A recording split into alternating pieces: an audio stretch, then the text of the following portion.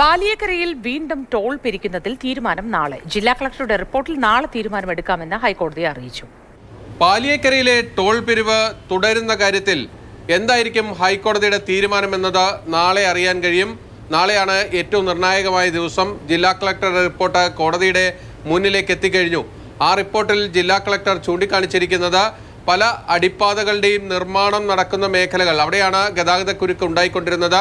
അവിടുത്തെ സർവീസ് റോഡുകളുടെ അറ്റകുറ്റപ്പണികൾ അത് തൃപ്തികരമാണ് എന്നതാണ് ജില്ലാ കളക്ടർ കോടതിയെ അറിയിച്ചിരിക്കുന്നത്. ചില കാര്യങ്ങളിൽ കൂടി പൂർത്തീകരണം ആവശ്യമുണ്ട്. അക്കാര്യവും കൂടി ഇപ്പോൾ ദേശീയപാത അതോറിറ്റിയുടെ ശ്രദ്ധയിൽപ്പെടുത്തിയിട്ടുണ്ട് എന്നതാണ് ജില്ലാ കളക്ടർ വ്യക്തമാക്കിയിരിക്കുന്നത്.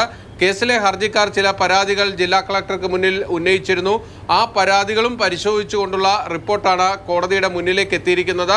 ആ റിപ്പോർട്ടിന്മേലാണ് നാളെ കോടതി ഒരു തീർപ്പുണ്ടാക്കാൻ പോകുന്നത്. അതായത് പാലിയേക്കരയിലെ ടോൾ പിരിവ് പുനഃസ്ഥാപിക്കണമോ വേണ്ടയോ എന്നതായിരിക്കും കോടതി നാളെ തീരുമാനിക്കാൻ പോകുക.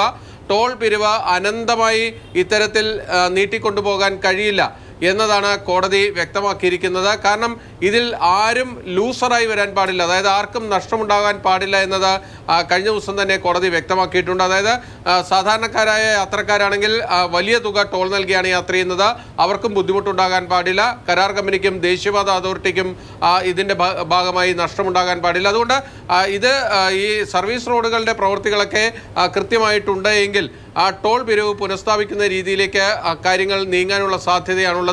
എന്തായാലും നാളെ ഹൈക്കോടതി ഡിവിഷൻ ബെഞ്ചിന്റെ അന്തിമ തീരുമാനം വരും. കൊച്ചിയിൽ നിന്നും ബിനിൽ, മാതൃഭൂമി ന്യൂസ്.